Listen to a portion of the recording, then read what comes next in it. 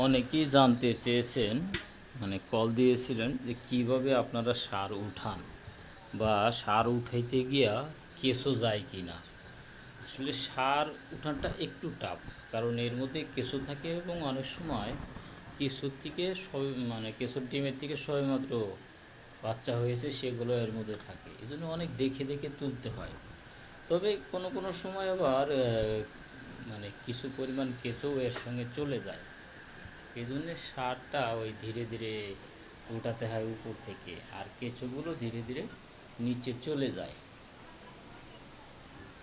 এভাবেই তোলা হয় ক্রমান্বয়ে। এটা একটু কষ্টসাধ্য বিষয়, কারণ আপনি তাড়াহুড়ো করে সবই উঠায় ফেলবেন তাহলে কেঁচো উঠে যাবে।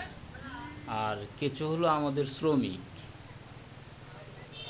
কেঁচো আমাদের কাজ করে দেয়, এই জন্যে একটা কেঁচো নষ্ট হইলে আমাদের জন্য বেশ খারাপ লাগে। তো এভাবেই উপর থেকে ধীরে ধীরে তোলা হয়, এবং এইগুলো নিয়ে আবার কোথায়ও রাখা হয়।